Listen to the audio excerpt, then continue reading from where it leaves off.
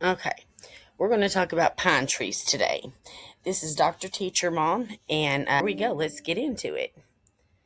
Okay, pine trees. They really are a powerhouse of goodness that you didn't know that you needed. Start off talking about the ones that are tall: Ponderosa, lodgepole, Jeffrey, Monterey pine, Rocky Mountain pine. Those can be a little bit debated. Ponderosa, it can induce abortions in cattle, miscarriages. Lodgepole is similar. So if you're pregnant, avoid them altogether. All of them are toxic to pregnant people. We can say that pretty safely. So Monterey, Norfolk, Virginia pine, and the yew, you can't consume those at all. The others are a little bit debated. Like I said, certain situations people think they're okay and others don't. But Norfolk and yew are toxic, period. Funny thing about yew is that although it's actually fatal to humans, it does have medicinal, ecological, and historical benefits. They actually use it to make chemotherapy drugs, which was something I was unaware of. So I'm going to kind of do a deep dive on that one later, but don't consume them no matter what. Which ones are we going to use? Eastern white pine, Scots pine, Virginia sugar pine. Pretty much all other pine species, aside from the ones I previously mentioned, are going to be okay. And again, you in Norfolk Island, avoid 100%. Uh, be sure you're identifying the tree correctly. And if you're pregnant, like I said, avoid them all together. Now, why is the pine tree so useful? Well, you can use the needles, the resin, the pine pollen, the bark, the nuts, pretty much the entirety of the tree. And you can build your house with it. You can mulch your garden with it. You can fix your sicknesses with it. You can take a bath with it, the uses for this tree are absolutely endless. I thought this was going to be a short video, but it's definitely not going to be that. Now, like I said, the needles are useful. Forage them, and they can be an ingredient, cups and teas, and there's a pine needle soda recipe that I'm going to give you guys in a little bit. That's actually really good. I've drank that one myself. Pine needles are really high in vitamin C content. And that, of course, supports the immune system, and it'll protect against any deficiencies like scurvy. And they're really really rich in antioxidants like flavonoids and catechins, and essential oils like pinene. And they're very anti inflammatory and antimicrobial. So, the key skin benefits of the pine needle: they're anti aging and brightening, acne and inflammation control, wound healing and protection. Like the ancient Egyptians used to use honey to end broken bones, open fractures. They'd cover them up to keep infection from setting in. Same thing is true with pine resin. Okay. And it's also a moisture and barrier support. There's just so many benefits to even just the needles. Okay. Now, those are the skin benefits. Okay. This tree helps you all over your whole body. Okay. It's a great respiratory support, antimicrobial. Studies show that pine oil has activity against airborne pathogens such as COVID or the flu or just any of them. It's mood boosting. The scent is just really nice, and it increases alertness, and it's also, like I mentioned earlier, it's an anti-inflammatory. Okay. Now, like I said, they're rich in vitamin C. They're used for teas, sodas, cough syrups, external treatments for the skin, hair rinses. Needles and twigs are rich in essential oils, and they contain monoterpenes, alpha pinene and beta pinene and beta phallandrine and germacrene D. Now, they also contain, like I said, high levels of vitamin C and polyphenols such as ferulic acid, caffeic acid, and quercetin. Now, that's a powerhouse right there, it being high, it having quercetin, because when you combine vitamin C, vitamin D, zinc, and quercetin, you essentially have the absolute best combination to fight basically any virus there is, including hantavirus or, like I said, any virus, because viruses, in order for them to replicate and to become something, and you have to stop the viral replication, and you do that by getting zinc into your cells, which it gets into your cells through vitamin D. And vitamin C, of course, is supportive of that, and quercetin is also supportive of that. So it is the perfect virus fighting combination. Now, the pine needle soda, I have tried it and it is good. It's the basic recipe. You're just going to get some fresh pine needles, about a cup or so, bottled water, and fermentable sugar like honey or maple syrup, raw sugar. I wouldn't use artificial sweeteners because they're not going to work with the yeast that's in the pine to create the fermentation process that you're going to want. Gently rinse the needles. Don't overwash them because you want to preserve the wild yeast. And place them in sugar in a flip top glass bottle or mason jar, leaving about 1 or 2 inches of head space. And fill it with water. You seal it tightly, about a 70 or 80 degree room temperature. It will naturally carbonate in about 2 to 5 days. Okay, as the yeast consumes the sugar, and you'll strain it out and serve it over ice with like lemon or lime if you like. And you need to burp the bottles daily. And then once you want to limit fermentation, put them in the refrigerator, or you're going to get some overpressurization, especially if you're not using a flip top bottle. Okay, now using the whole needle with the small tips of small bits of branch intact at the very end ferments better because there's some more wild yeast in there. Okay, this drink is non-alcoholic due to its short fermentation time and the low sugar content. Trace amounts may exist, but it's non-alcoholic. Drink it up in a few days. It does dissipate quickly, so you do want to get it refrigerated so that it stays fresh and you can slow that fermentation process and not have the jar explode in your refrigerator, which would not be good. Now, pine needle tea, that's pretty straight up and simple too. You just take about an ounce of the dried chopped needles, or fresh chopped needles, excuse me, in 1 quart of boiling water for about 10 minutes, and half a cup of needles in 4 cups of water for 20 minutes to preserve the heat, because vitamin C is heat sensitive and will destroy itself with heat. And to create a soda that's unfermented, simmer the needles until the liquid reduces by about half. You mix it with sugar to make a syrup, and topping with carbonated water is a naturally non-alcoholic beverage that uses the wild yeast found on the needles to create carbonation, resulting in a fizzy, citrusy drink, often compared to Sprite. It's rich in vitamin C and vitamin A, with 1 cup containing more vitamin C than a glass of orange juice. Okay, so whenever we think of vitamin C instead of oranges, we need to think of pine needles because they're good. Okay, now you can make a syrup, you can make a salt in an infused oil. Now, the infused oil, you can use that in a salve for your skin, and with people with eczema, psoriasis, it's going to be a lifesaver. I've actually used a really old formulation of pine tar soap, and the way it leaves your skin is absolutely amazing. There's just no other way to describe it. The moisture will stay in your skin. It's good stuff. Now, the pine needle syrup, you can see on the screen, it combine part of the pine infusion in sugar, equal parts. Heat until it's dissolved. You can use it in whatever you like, drizzle over desserts even. Now, the salt, you're going to grind the pine needles with pink Himalayan salt and herbs like lemon peel or rosemary. You can season fish, roasted veggies with it. It's probably really great on roasted vegetables. And the infused oil, you're just going to take the pine needles and put them in olive oil for about 4 to 6 weeks, and you create like a dressing base.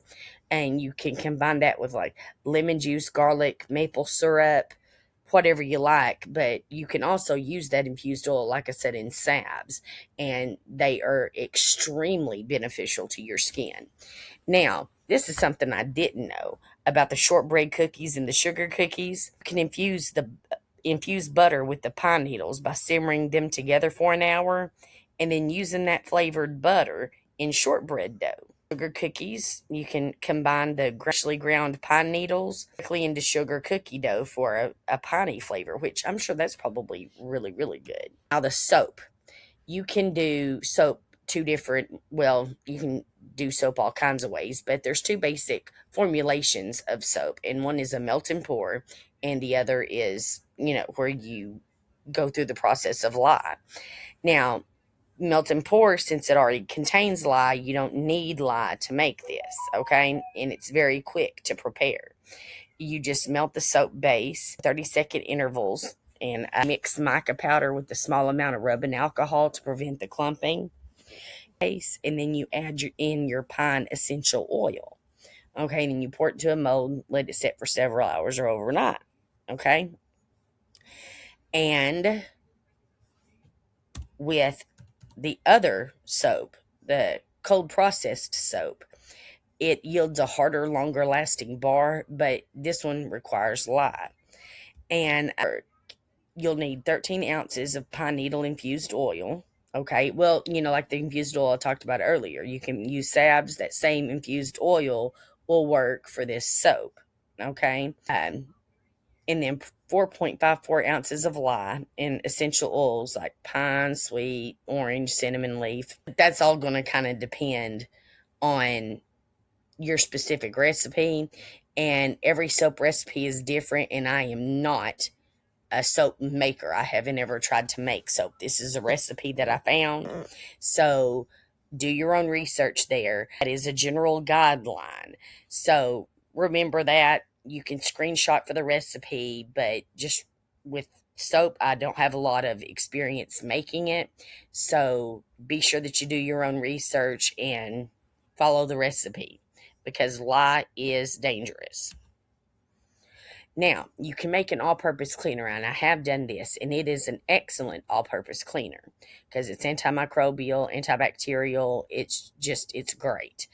Now, it's the same as making a tincture, but a lot of people will use 95% ethanol or isopropyl alcohol, which is all fine. It will extract the properties. Some people even use vodka for it, although vodka is a much more expensive option. People do consider the fact that you don't need to be absorbing isopropyl alcohol through your skin, and I would agree that that's probably a little harsh for your skin, because your skin allows things into your bloodstream and does affect your body. It takes longer to absorb it because, you're further away from the bloodstream, but you do definitely absorb it, and it does matter. You're going to put the pine needles in the alcohol and cover them up to effectively pull out the resinous terpenes and the compounds.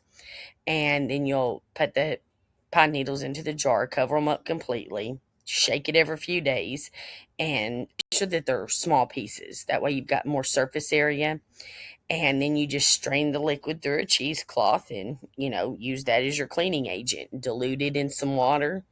Fill your sprayer about a quarter full, something, well, not even a quarter, maybe like a third. And it is very effective. Now, I did not know that you could do a bark extract preparation. Okay, and there's two different methods to do this: an alcohol-based tincture or a water-based decoction. Okay, and I've put those here. Now, the alcohol preserves the plant compounds more effectively using food grade alcohol. Okay, it's like a cup of needles, okay, a 200 proof food grade ethanol, okay, and place the chopped bark in a clean glass, pour the ethanol over it by at least an inch, seal it tightly, shake it gently, store in a cool, dark place 4 to 6 weeks. Shake it every few days, strain through a cheesecloth, and transfer the liquid into a dark glass bottle for storage, a dropper bottle. And that's going to be a really effective way to take pine needle sicknesses or anything. Now, with the water-based decoction, it's using heat and water to pull out the compounds. Okay, you get pine bark. Okay, and you dry that bark 8 to 15% moisture, and then you're going to mill it into a coarse powder. Okay, and then you're going to boil that powdered bark in water for about 15 to 90 minutes. Okay, this is a high temperature extraction. It improves diffusion, but it's going to degrade some of the heat sensitive compounds like vitamin C. And you're going to strain that liquid through a cheesecloth or filter paper, whatever, to remove the solids. And that liquid can be used or gently heated or air dried to create like a more concentrated solid extract. But this is a method. I haven't tried either of these methods. I did not know that you could use pine bark in such a way. So again, do your research. Now, on the extract, the dosage guidelines, between 30 to 90 drops of liquid extract or 100 to 300 milligrams of solid extract per day. Okay, start with lower doses and see how you handle it. Now, the homemade extracts are not standardized for active compound levels. So, again, pregnant women, children, individuals, blood thinners, immune suppressing medications, consult a healthcare, or anybody, all of y'all consult a healthcare provider before use, because your individual situation could denote something else. But if you're pregnant, no, definitely avoid pine. Now, and you store your extract in an airtight container away from light and heat. Okay. And like I said, you can make garden mulch with it too. Now, the seeds. Okay. Those pine cones, they're all nice and green and very hard, and then of course they mature in age and then they open up and then the brown things that are all over your yard. Okay. Well, the seeds, they contain vitamin A. Okay, and vitamin E, vitamin K, B complex vitamins like B1, B2, B3. Okay, it has magnesium, zinc, phosphorus, iron, potassium, manganese. It is a powerhouse, the entirety of the tree. Okay, now they're good for your heart and metabolic health. Okay, it helps lower LDL cholesterol and support healthy blood pressure. Support its with appetite control and weight management. Promotes satiety or satiety. I couldn't get that word out. Sorry about that. And reduces appetite through the phenolinic acid, which stimulates the release of the fullness hormones. It's natural and appetite suppression combined with their high protein and fiber kind of keeps you from overeating, and that's how it supports weight loss efforts. Okay, you have your bone, skin, and immune support because it has high levels of vitamin K and magnesium, and they contribute to bone mineral density and reduced fracture risk. So vitamin E and antioxidants protect the skin from oxidative stress and aging, while the zinc and manganese boost the immune function and hormonal balance. Yep, hormonal balance. This tree just covers such a myriad of things. It is mind boggling to me. Now, the side effects, okay, while they're pretty much safe, they can cause allergic reaction in those with like tree nut allergies. So you do have to be aware of that. And if you eat like a whole bunch of them, you might get a bitter or metallic taste. Okay. And you could, your belly might hurt. Now, I've talked about these other things, but pine pollen is the most nutrient dense part of the plant. Gosh, that green stuff that irritates so many people is so amazing. Okay. Pine pollen, it's used as a nutritional supplement and adaptogen.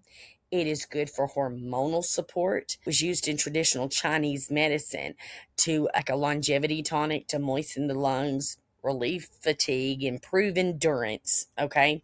It's antioxidant, anti-aging because it's rich in the vitamins and flavonoids and polysaccharides. It combats oxidative stress, supports liver health, okay, and potentially retards the aging process. That's right, retards the aging process. I mean, this is, like I said, mind boggling exactly how good this plant is.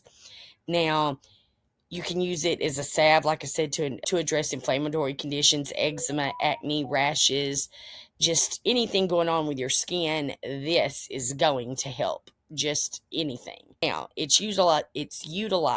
pine pollen is utilized as a superfood because it's rich in 30% protein, all 9 essential amino acids and minerals. They boost stamina, muscle recovery, and overall vitality. I mean, like, seriously, this is a powerhouse of a plant. I never knew it was this good. Now, you can make a pine pollen tincture, okay? And you get like a part of dried pollen, 5 parts of alcohol, 70 to 80 proof. Put it in a jar, seal it tightly, store in a dark place 4 to 6 weeks, shake it. Now, that's going to pull out the androgenic compounds in the alcohol. Now, after you've strained it through a cheesecloth or a coffee filter, remember, get all the good stuff out. Transfer it to an amber bottle. That way nothing else degrades, okay? And it will be potent for about a year or two if kept in a cool, dark environment. Now, start with like 1 dropper under the tongue and adjust, so until you understand your body's response to it. But that is a powerhouse, okay?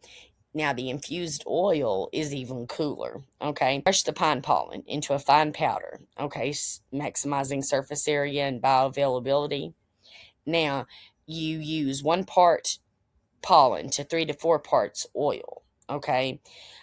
Or you can use 1 part pollen to 8 parts oil if you're trying to using a limited amount of pollen. Oil selection. Now, the common choices for the oil to use in this is olive oil, sunflower oil, or fast absorbing oils like jojoba or apricot kernel. Olive oil is my typical go-to, but those others will work. Now, you place the pollen and oil in a glass jar, loosely cover, using a double boiler, set up over medium to low heat 2 to 4 hours, stirring occasionally, okay, as you do with most infusions when you're talking about infusing oil. And then you strain and store it, okay? Now, a basic herbal salve, if you're going to go to make a salve from this, it's going to be 1 part beeswax to 3 to 5 parts infused herbal oil, like olive, coconut, almond oil. Just gently melt the beeswax and oil together in a double boiler. Remove it from the heat. Stir in your essential oils like lavender or tea tree. And then you pour it into, tins or jars, let it cool.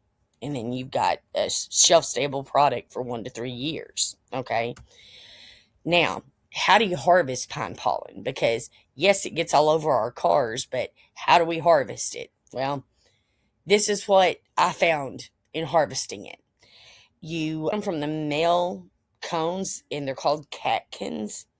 And there's a really brief window, like from May to June. So this video is being made at the end of May, so now's the time. Before they fully open and release the pollen to the wind, that's when you're going to want to get it from these male cones, okay? Locate them on pine trees like red or white pine, any of the non-toxic species. Again, avoid Norfolk Island and yew at all cost.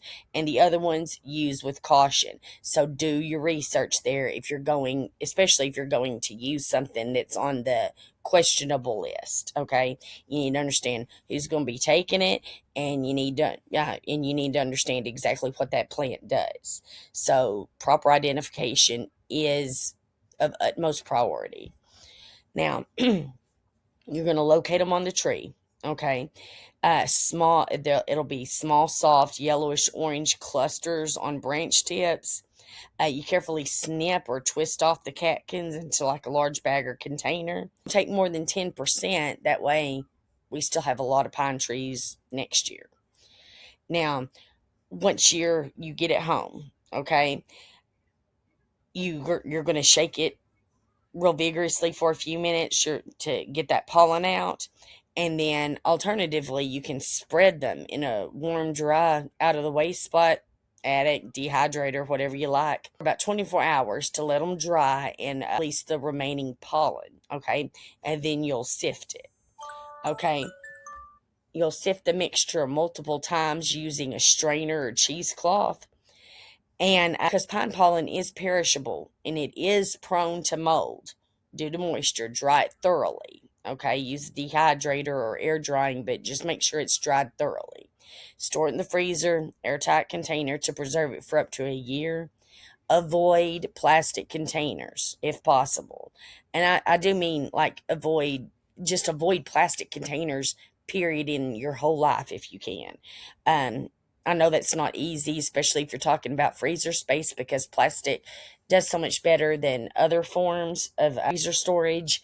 But see what you can do about that. That's something to be conscious of. So avoid plastic containers. Okay, vacuum sealing is recommended for long-term storage. And pollen is actually referred to as the natural micronutrient bank because it contains over 200 bioactive compounds. Over 200. Oh, excuse me. Now, pine resin, that's another part of the plant that's great for salves because you can make it, like I said, with pine needles or the pine bark, but the resin is a part that people get out a lot because it is used in soaps too. I don't have a soap recipe using the resin, I don't believe, but medicinal salves using the resin are going to be extremely effective. Resin can also be used as a water sealant. Okay, so it's great for rashes, scented candles, incenses, soaps, adhesives. Oh, yeah, very good for adhesives. And the pine resin, it's characterized by the resinic acids, okay, and penicillin, okay, and it provides antiseptic and anti-inflammatory properties. That's exactly why people with eczema and psoriasis enjoy pine products so much, because that's true throughout the entire plant, no matter which part you're using. Okay, now this link right here, it's not clickable at the video, but there is the link that you can type out if you like. He has about 30 different pine recipes, so I thought that was rather interesting. I did not read them all, but I would leave that there for you guys in case you wanted it. Now, thank you guys for watching. I hope you enjoyed it. Please like, comment, subscribe, and until next time.